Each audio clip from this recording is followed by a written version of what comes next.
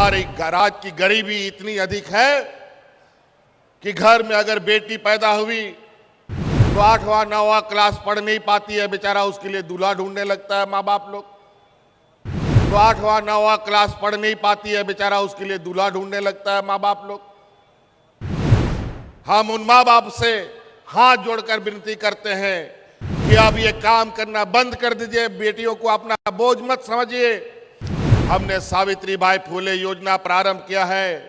आने वाला समय 12वीं क्लास के बाद इंजीनियर, डॉक्टर, वकील, पत्रकार और भी कोई बढ़िया अगर उसको पढ़ाई करना हो, उसका पूरा पढ़ाई का खर्चा राज्य सरकार आपके लिए वहन करेगी। अब बेटी बोझ नहीं बनेगी। आप कोई कॉम्पिटिटिव एग्जाम बढ़िया कॉलेज का निकालेंगे, अगर उसमें 5 लाख रुपया का आपका फीस लगेगा,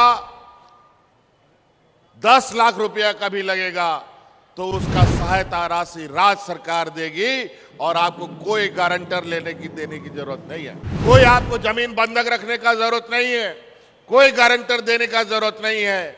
और जब तक पढ़ाई पूरा नहीं होगा, सरकार को आपको पैसा भी वापस नहीं करना पड़ेगा। पैसा पूरा, पढ़ाई पूरा कीजिए, नौकरी पाइए, उसके बाद सरकार को धीरे धीरे करके 80-90 लाख समस्याएं हमारे सामने आई। हमने माथा पकड़ लिया कि भाई हमारे गांव में इतनी समस्या आज भी है। 20 साल 23 साल होने जा रहा है राज को। 1-2 साल के बाद ये युवा राज हो जाएगा और इतना समस्या क्या किया 23 सालों में ब्लॉकों ने, क्या किया कलेक्टरों ने। इसका मतलब कोई काम नहीं होता था। प्रखंड कार्यालयों में, जिला कार्यालयों में कोई कर्मचारी काम नहीं करता था। और पूर्व की सरकारों ने जितने भी राज्य के कर्मचारी हैं, उनको आपके सेवा के लिए नहीं बल्कि अपनी सेवा में लगा दिया था। आज इन शिविरों के माध्यम से हमने समस्याओं को सूचीबद्ध किया और नतीजा एक एक करके उस समस्या का समाधान में हम लगे। पहला शिविर के माध्यम से हमने इस राज्य में असहाय, बुजुर्ग, कमजोर लोगों को जो दर बदर भटकने के लिए मजबूर, उनको सहारा देने का काम किया।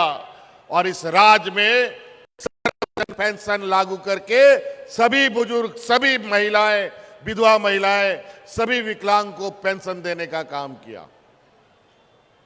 आज लाखों की संख्या में कोई बुजुर्ग गांव में पेंशन नहीं बिना पेंशन का नहीं है।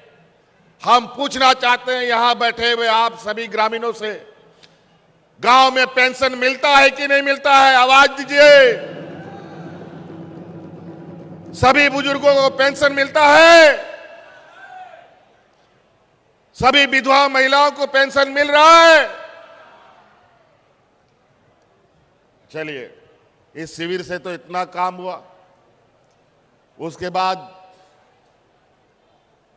दूसरा शिविर में हमने आने वाली पीढ़ी के लिए, विशेषकर अपने बच्चियों के लिए एक महत्वपूर्ण योजना प्रारंभ किया, सावित्रीबाई फुले योजना। आज उस सावित्रीबाई फुले योजना के माध्यम से लगभग 8 लाख बच्चियों को हमने जोड़ा है। हमारी राज्य की गरीबी इतनी अधिक है कि घर में अगर बेटी पैदा हुई तो 8वां 9वां क्लास पढ़ नहीं पाती है, बेचारा उसके लिए दूल्हा ढूंढने लगता है माँ बाप लोग। हम उन माँ बाप से हाथ जोड़कर विनती करते हैं कि अब ये काम करना बंद कर दीजिए, बेटियों को अपना बोझ मत समझिए। हमने सावित्रीबाई फुले योजना प्रारंभ किया है। आने वाला समय 12वीं क्लास के बाद इंजीनियर, डॉक्टर, वकील, पत्रकार और भी कोई बढ़िया अगर उसको पढ़ाई करना हो, उसका पूरा पढ़ाई का खर्चा राज्य सरकार आपके लिए वहन करेगी। अब बेटी बोझ नहीं बनेगी। और तो और कार्य, ये सावित्रीबाई फुले योजना बनाने के वक्त हमें 2 बच्चियों के लिए ये कानून बनाया था। हमको लगा इतने में सभी बच्चियां शामिल हो जाएंगी। लेकिन कुछ बच्चियों से एक बार हम मिले तो पता चला कि उन बच्चियों में से सभी बच्चियों ने सावित्रीबाई फुले का योजना का लाभ लिया, लेकिन एक बच्ची ने नहीं लिया। हमने उस बच्ची से पूछा क्या हुआ बेटा, क्यों तुमको नहीं मिला? तो पता चला कि वो घर में वो 3 बहनें हैं, एक भाई है, तो हम तीसरा है, इसलिए हमको नहीं मिला। हमने उसी दिन ये निर्णय लिया कि इस राज्य में अगर हमारे घर में 2, 3, 4 बेटियां हैं तो चारों बेटियों को सावित्रीबाई फुले से हम अब जोड़ने का काम करें। इसीलिए अब आने वाला समय में भी उसके पढ़ाई की आपको चिंता नहीं करना। हम लोगों ने छात्रवृत्ति योजना को भी कई गुना बढ़ा दिया।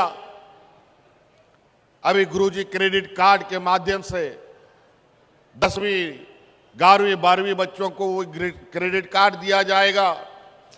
आने वाला समय में कोई भी बढ़िया पढ़ाई, उसका जो महंगा पढ़ाई है वो पढ़ाई पढ़ना हो, आज के दिन में डॉक्टर, इंजीनियर पढ़ने के लिए बड़े बड़े कॉलेजों में आपको पता है कितना फीस है। कहीं 5 लाख, कहीं 4 लाख, कहीं 10 लाख।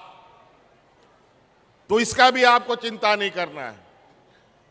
गुरुजी क्रेडिट कार्ड आपके पास रहेगा।